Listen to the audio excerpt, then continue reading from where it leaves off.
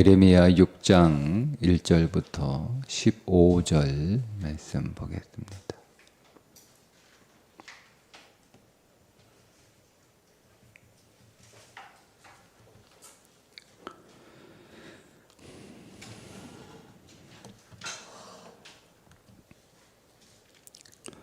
베냐민 자손들아, 예루살렘 가운데로부터 피난하라. 드고아에서 나팔을 불고 벤학게렘에서 깃발을 들라. 재앙과 큰 파멸이 북방에서 엿보아 오미니라.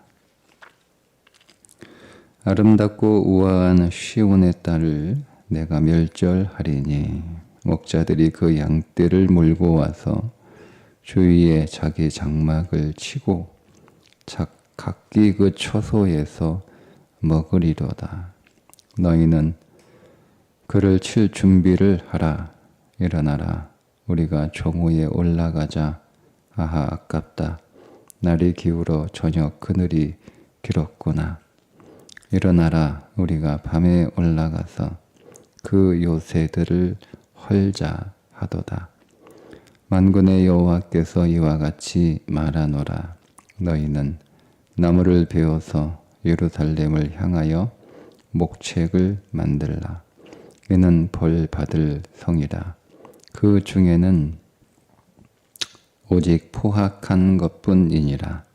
샘이 그물을 솟구쳐냄과 같이 그가 그 악을 드러내니 폭력과 탈취가 거기에서 들리며 질병과 살상이 내 앞에 계속하느니라.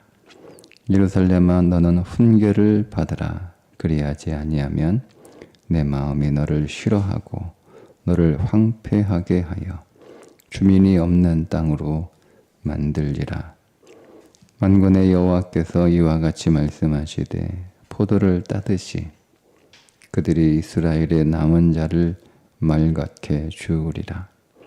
너는 포도 따는 자처럼 내 손을 광주리에 자주 놀리라 하시나니 내가 누구에게 말하며 누구에게 경책하여 듣게 할꼬. 보라, 그 귀가 할례를 받지 못하였으므로 듣지 못하는도다. 보라, 여호와의 말씀을 그들이 자신들에게 욕으로 여기고 이를 즐겨하지 아니하니 그러므로 여호와의 분노가 내게 가득하여 참기 어렵도다. 그것을 거리에 있는 아이들과 모인 청년들에게 부으리니 남편과 아내와 나이든 사람과 늙은이가 다 잡히리로다. 내가 그 땅 주민에게 내 손을 펼 것인즉 그들의 집과 밭과 아내가 타인의 소유로 이전되리라. 여호와의 말씀이니라. 이제 그들이 가장 작은 자로부터 큰 자까지 다 탐욕을 부리며 선지자로부터 제사장까지 다 거짓을 행함이라. 그들이 내 백성의 상처를 가볍게 여기면서 말하기를 평강하다 하나 평강이 없도다. 그들이 가증한 일을 행할 때에 부끄러워하였느냐? 아니라 조금도 부끄러워하지 않았을 뿐 아니라 얼굴도 붉어지지 않았느니라. 그러므로 그들이 엎드러지는 자와 함께 엎드러질 것이라. 내가 그들을 벌하리니 그때에 그들이 거꾸로 지리라. 여호와의 말씀이니라. 아멘. 오늘 말씀은 남유다를 향한 하나님의 심판이 얼마나 확고한지 하나님의 의지를 드러내고 있는 말씀인데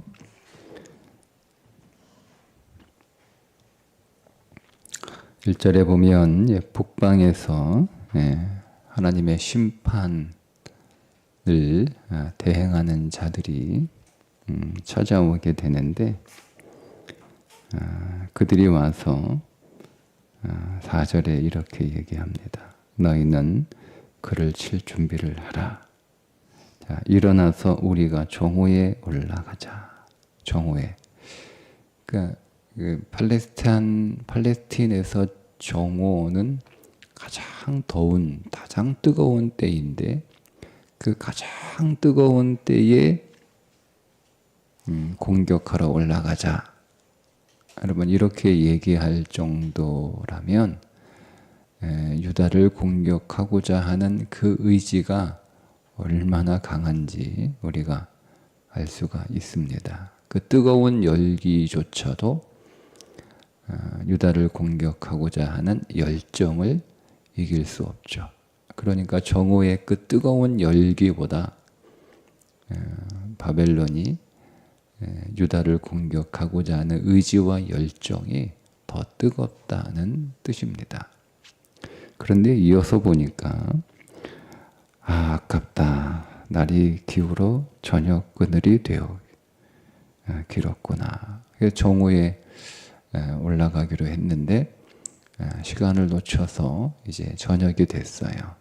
그러면 내일 하자, 내일 공격하자 이렇게 나올 줄 알았는데 이어서 나오는 말씀에 보니까 5절에 일어나라. 우리가 밤에 올라가서 그 요새들을 헐자 하도다. 그러니까 내일 하는 게 아니고 야 늦었지만 지금 당장 해야 돼 라고 하는, 그러니까 밤도 밤이라는 게 단지 시각을 말하는 게 아니라 공격할 수 없는 어려운 상황이에요. 예. 앞에 정오가 공격하기에 어려운 상황이었던 것처럼 밤이라고 하는 이 표현도 공격하기가 어두워요. 어려워요. 깜깜하잖아요. 전쟁을 하려면 뭔가 이렇게 눈에 잘 보여야 공격을 할 텐데 캄캄한 밤에 우리가 싸우기가 어렵잖아요. 예, 야간에 전투하는 게 어렵습니다. 네, 우리 군인들도 주간 전투 훈련만 하는 게 아니라 야간 전투 훈련도 하거든요. 근데 주간에 총을 쏠 때는 표적을 보고 총을 쏘잖아요. 야간에 사격 훈련을 하는데 저 앞에 표적이 있지만 표적이 안 보여요. 안 보여요. 그래서 그냥 감각으로 어림잡아 쏘는 훈련을 합니다. 네. 그러니까 밤이라고 하는 것은 전쟁을 수행하기 어려운 상황이라는 의미를 가지고 있어요. 자, 그런데 전쟁하기 어려운 상황이면 전쟁할 수 있는 유리한 상황이 될 때까지 기다리는 게 보통 상식적인 거잖아요. 그런데 그럼에도 불구하고 가자는 거예요. 가자. 그러니까 여러분이 바벨론이 남유다를 공격하고자 하는 그 의지가 얼마나 강한지 우리는 여기에서 또 한번 볼 수 있고, 근데 그 정도가 아니에요. 그 정도가. 6절에 보면 만군의 여호와께서 이와 같이 말하노라. 너희는 이 바벨론에게 하나님이 명령하시는 거예요. 나무를 베어 예루살렘을 향하여 목책을 만들라. 예. 자, 이 유다를 공격하고자 하는 이 바벨론의 의지가 정오의 뜨거운 열기로도 꺾을 수 없고 어두운 밤의 어려움으로도 꺾을 수 없을 만큼 강력하게 공격하고자 하는 의지가 있어요. 그런데 그 뒤에 하나님도 그 남유다를 심판하시고자 하는 의지가 있어서 그 하나님의 의지가 이 바벨론 군대 뒤에서 그 군대를 향하여 명령까지 하고 있다. 그러니까 남유다는 심판을 피할 수 없는, 이미 그들의 멸망은 결정된 것입니다. 근데 하나님께서 왜 이렇게 강력한 의지를 가지고 남유다를 심판하려 하시는가? 앞에는 남유다의 죄악상들이 자세하게 말씀하고 있는데, 오늘 본문에서는 그 남유다의 죄악, 그들을 심판하실 수밖에 없는 하나님의 의지가 무엇 때문인지를 말씀하고 있는 구절이 7절입니다. 샘이 그 물을 솟구쳐냄 같이 그가 그 악을 드러내어 폭력과 탈취가 거기에서 들리며 질병과 살상이 내 앞에 계속 하느니라. 그러니까 여러분, 이 말씀에 의하면 하나님께서 유다를 멸망하실 수밖에 없는 그 강력한 하나님의 의지가 뭐냐면, 그 유다에서 폭력과 탈취를 당하는 사람들을 하나님이 그들을 건져내셔야 되기 때문에 그렇습니다. 거기에서 폭력과 탈취를 당하여 질병으로 고통을 받고 있고, 폭력과 탈취를 당하여 죽어가고 있는 사람들을 그 폭력과 탈취에서 빨리 구해내지 않으면 그들이 이제 다 죽게 생겼으니까 하나님께서 유다를 긴급하게 심판하실 수밖에 없다라고 하는 뜻이에요. 여러분, 이 말씀이 왜 중요한가 하면, 예수님이 이 땅에 오실 때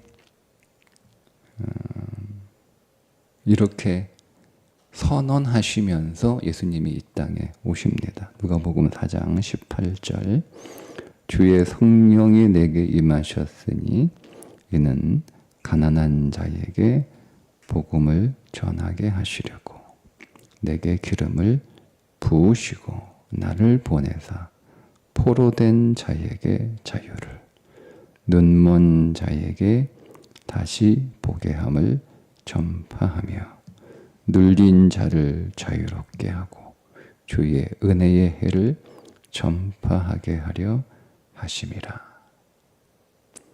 이 말씀은 이사야에 있는 말씀을 인용해서 하신 말씀입니다. 이사야 61장 1절부터 3절, 주 여호와의 영이 내게 내리셨으니 이는 여호와께서 내게 기름을 부으사 가난한 자에게 아름다운 소식을 전하게 하려 하심이라. 나를 보내사 마음이 상한 자를 고치며 포로된 자에게 자유를, 갇힌 자에게 노임을 선포하며 여호와의 은혜의 해와 우리 하나님의 보복의 날을 선포하여 모든 슬픈 자를 위로하되 무릇 시온에서 슬퍼하는 자에게 화관을 주어 그 죄를 대신하여 기쁨의 기름으로 그 슬픔을 대신하며 찬송의 옷으로 그 근심을 대신하시고 그들이 의의 나무 곧 여호와께서 심으신 그 영광을 나타낼 자라 일컬음을 받게 하려 하심이라. 는 말씀을 인용해서 예수님이 해방하러 오셨다는 거예요. 가난한 자를, 눈먼 자를, 포로된 자를, 갇힌 자를, 그들을 해방하기 위해서 주님이 오셨다라고 선언하시는 거예요. 자, 주님이 다시 오시는데, 주님이 다시 오실 때 계시록 6장 10절에 보면 큰 소리로 불러 이르되 거룩하고 참되신 대주제여 땅에 거하는 자들을 심판하여 우리 피를 갚아주지 아니하시기를 어느 때까지 하시려 하나이까. 주님이 다시 오시기 전에 이 땅에 피를 흘리는 의로운 자들이 빨리 주님이 오셔서 우리의 원한을 좀 갚아달라라고 하는 탄원을 들으시고 주님이 오신다는 거예요. 그러니까 여러분 이 말씀들을 쭉 이렇게 연결해서 읽어보면 다 같은 맥락 안에 있는데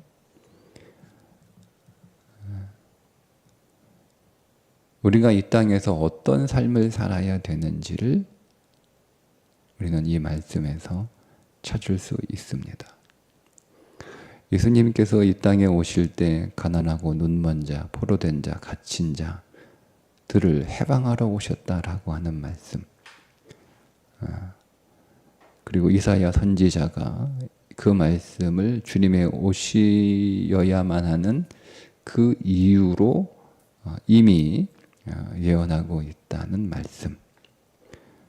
오늘 예레미야 역시 하나님이 유다를 심판하실 수 없는 이유를 하나 딱 꼽는데 그 땅의 폭력과 탈취로 인하여 많은 자들이 병들고 죽어가고 있는 현실을 하나님이 그냥 두고 보실 수 없어서 더 이상 그들을 내가 빨리 가지 않으면 이제 그들이 다 죽게 생겼으니까 내가 그들을 살리기 위하여 하나님이 빨리 가서 심판하시겠다고 하는 말씀. 그리고 마태복음에 예수님께서 산상수훈으로 팔복을 선언하시죠. 정확 보세요. 가난한 자는 복이 있나니, 애통한 자는 복이 있나니, 의에 줄이고 목마른 자는 복이 있나니, 온유한 자는 복이 있나니.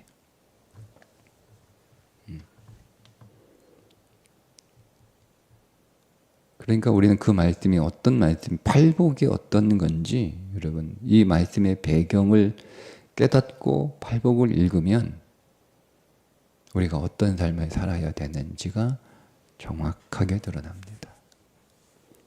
우리는 이 땅에서 그러니까 팔복이잖아요. 그 팔복이 여러분 진실로 복으로 오늘 우리에게 깨달아지고 우리가 그 복을 살아가는 자들이 되어야 한다는 거죠. 왜 복이 있습니까? 여러분 왜 가난한 자는 왜 복이 있습니까? 주님이 오셔서 그 가난한 게 내가 게을러서 가난한 게 아니에요.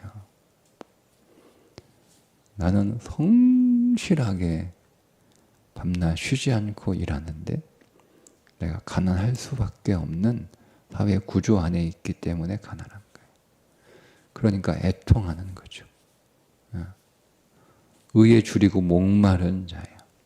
의롭게 살아가지만 그 의가 인정되고 존중되는 세상이 아니고 오히려 불의가 득세하는 세상에서 살고 있어서 어디에서도 그 의를 발견할 수 없는 상황이라 의로운 자들이 그 의를 갈구하는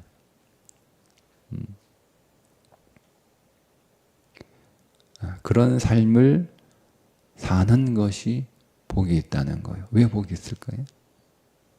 그런 나를 구출하기 위해서 주님이 다시 오시기 때문에 그렇습니다. 그래서 복된 거예요. 그럼 여러분 오늘 우리가 이 땅을 살아가면서 오늘 우리는 이 말씀의 관점에서 보면 복음의 삶을 살아가는 것은 가난할 수밖에 없고 애통할 수밖에 없고 온유하기 때문에 의에 줄이고 오리에 줄일 수밖에 없고 그래서 갇힐 수밖에 없고 포로될 수밖에 없고 탈취당할 수밖에 없고 폭력을 당할 수밖에 없고 그래서 병들고 그래서 죽어갈 수밖에 없는 삶을 살아가는 것이 그리스도인의 삶이라는 거예요. 여러분 완전히 다르죠? 우리가 기대하는 삶과 우리가 살아야 될 실상은 완전히 다른 거예요. 완전히 다른 거예요. 그게 환난이에요. 환난이에요. 다니엘에게 하나님께서 미래에 이루어질 일들을 환상 가운데 계시로 주시잖아요. 그 가운데 이제 하나님을 대적하는 자가 등장해서 큰 환난, 마지막 일에 7년 큰 환난을 겪게 합니다. 그 환난이 바로 이런 환난들인 거죠. 그 환난 안에서 살아가는 믿음의 사람들을 하나님께서 빨리 구출하기 위하여 주님이 다시 오신다는 거예요. 그러니까 여러분, 그리스도인의 삶은 그 본질이 이 땅 위에서 환난의 삶일 수밖에 없다라고 하는 반갑지 않은 말씀이 오늘 우리 앞에 있다는 겁니다. 반갑지 않습니다. 로마서에서 바울이 이렇게 얘기하죠. 우리가 상속자이면 그의 고난도 상속받아야 한다라는 거예요. 우리가 하나님의 기업을 상속한 자라면 그의 고난도 상속해야 되는 거예요. 여러분, 상속은 우리 이 땅에서도 상속하려면 내가 부모의 재산을 어느 날 연락이 왔어요. 당신 부모님이 돌아가셨는데 돌아가시면서 당신에게 재산을 남겨 놓았다. 당신이 유일한 상속자인데 부모님의 유산을 상속받겠느냐 이렇게 물어본단 말이에요. 그런데 당연히 상속받아야죠. 이렇게 얘기해요. 그런데 부모님이 부채도 많이 있다. 빚도 상속해야 된다. 이렇게 할 거 아니에요. 부모님이 유산도 남겨놨는데 그 유산만 남겨놓은 게 아니라 빚도 남겨놨어요. 그러면 내가 상속할 때 선택해서 빚은 상속 안 받고 남겨진 유산만 상속받게, 이게 안 되잖아요. 그죠? 상속받으려면 다 상속받아야 되는 거예요. 상속 안 나는 빚 상속하기 싫다. 그러면 남은 유산도 상속을 못 받는 거예요. 그러니까 선택이 될 수가 없어요. 이 땅에서도 다 상속받는 거예요. 다. 여러분, 우리가 그리스도가 우리에게 주신 기업을 상속받으려면 그분 안에 있는 좋은 것만 선별해서 상속받을 수 없어요. 분명히 성경이 얘기하고 있잖아요. 성경에 우리가 그의 기업을 상속받았으면 그의 고난도 상속받아야 된다 라고 말씀하고 있어요. 선택적으로 나 예수 믿고 고난받는 건 싫어. 나는 예수 믿고 그냥 좋은 것만 상속받을게. 이게 없어요. 고난도 상속받아야 기업도 상속받을 수 있습니다. 그렇게 말씀을 바꿔서 읽으면 돼요. 내가 그리스도의 고난을 상속받는 것은 그 고난과 비교할 수 없는 놀라운 하나님의 기업을 상속받기 위함이다. 그죠? 우리가 히브리서 믿음의 사람들을 쭉 이렇게 수요일마다 봤는데 거기에 나오는 사람들을 공통적으로 하는 이야기가 뭐예요? 모세의 예를 들면 모세는 이 땅의 출세와 부활을 귀한 것으로 여기지 아니하고 더 좋은 것을 바라봤으니 이렇게 얘기하잖아요. 모든 믿음의 사람들은 이 땅에 있는 것보다 더 좋은 것을 바라봤어요. 그런데 그 더 좋은 것을 얻기 위하여 이 땅에서 당하는 고난과 수모를 마다하지 않았다. 모세가 고난과 수모를 마다하지 않았다. 이렇게 쓰고 있잖아요. 이유가 뭐예요? 하나님의 기업을 상속받기 위해서 그렇게 살았다는 거예요. 그렇다면 여러분, 오늘 우리도 마찬가지죠. 우리가 이 땅에서 믿음의 사람으로 살아가는 믿음의 삶은 제가 자주 비유를 드리는 거지만 링 위에서 반칙하는 사람들하고 싸우는 거예요. 여러분, 반칙하는 사람들을 이길 수 있습니까? 규칙대로 싸워도 이기기가 힘든 게 우리의 삶인데 상대가 반칙을 해요. 그럼 여러분, 반칙하는 사람을 내가 무슨 재주로 이깁니까? 못 이깁니다. 그래서 오늘 우리는 이 땅의 링 위에서는 항상 패배할 수밖에 없습니다. 그런데 그 패배가 억울하고 분해서 나는 그렇게 못 살겠다, 나도 같이 반칙하겠다 라고 나오면 그는 마지막 때에 하나님의 구원과 상관이 없는 자, 남은 자들을 지금 예레미야에게 뭐라고 얘기하냐면, 보세요. 9절에 만군의 여호와께서 이와 같이 말씀하시되 포도를 따듯이 그들이 이스라엘의 남은 자를 말갛게 주우리라. 지금 예레미야에게 바구니 하나 들고 가서 남은 거 빨리 따서 담아라. 빨리 따서 담아라. 이 남은 자들이 누구예요? 의에 줄이고 목마른 자들이에요. 하나님의 말씀으로 살아가려고 애를 쓰는데 사회 구조 자체가 말씀으로 살아가기가 어려워요. 예. 오늘 말씀하잖아요. 온통 온 나라가. 예. 보세요. 11절에 그러므로 여호와의 분노가 내게 가득하여 참기 어렵도다. 그것을 거리에 있는 아이들과 모인 청년들에게 부으리니 남편과 아내와 나이 든 사람과 늙은이가 다 잡혀가리라.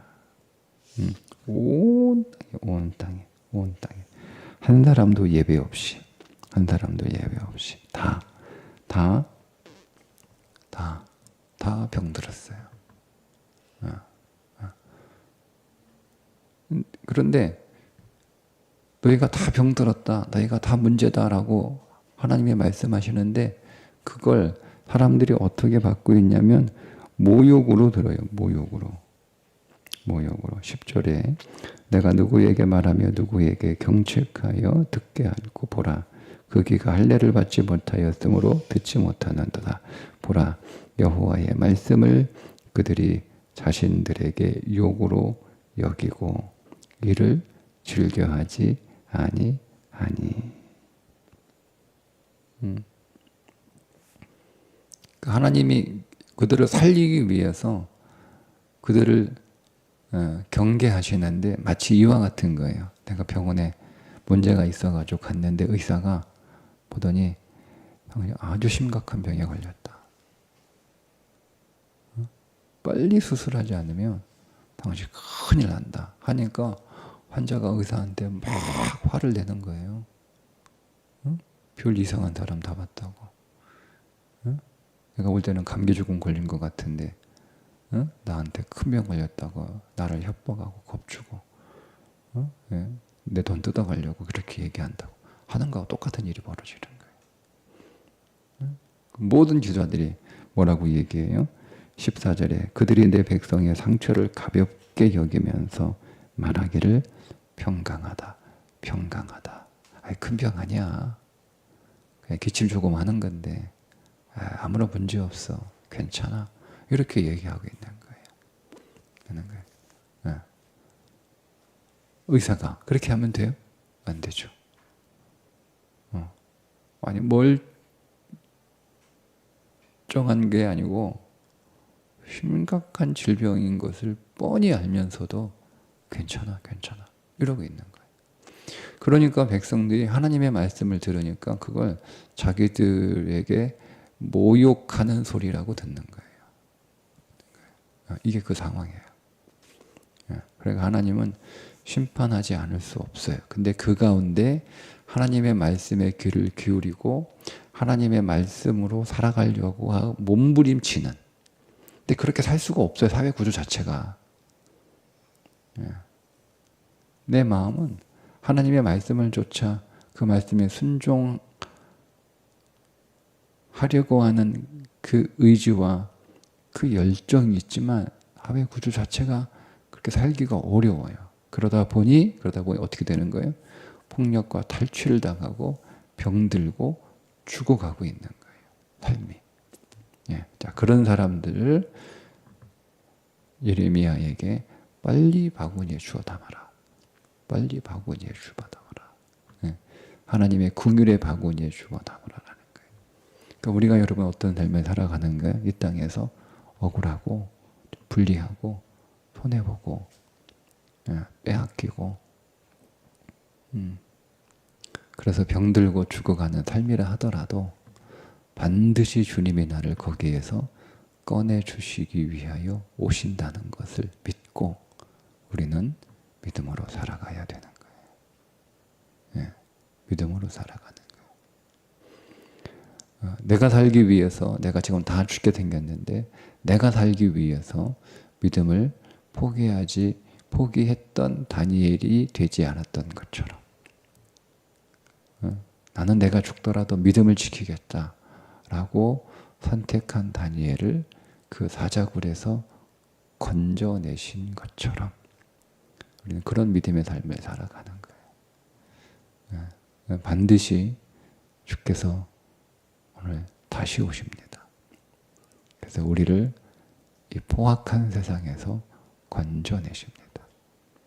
우리는 그 믿음으로 오늘을 살아가는 거예요. 우리는 그 믿음으로.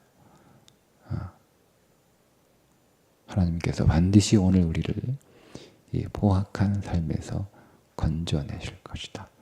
이 가난한 삶에서 우리를 건져내실 것이다. 이 애통하는 삶에서 우리를 건져내실 것이다. 이 의에 줄이고 목마른 삶에서 우리를 건져낼 것이다. 라고 하는 믿음으로